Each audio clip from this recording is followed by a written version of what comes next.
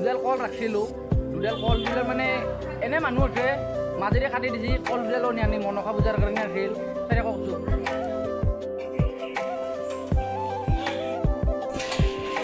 মনসা পূজাৰ কোম্পানী আছে ইয়াত চাওক।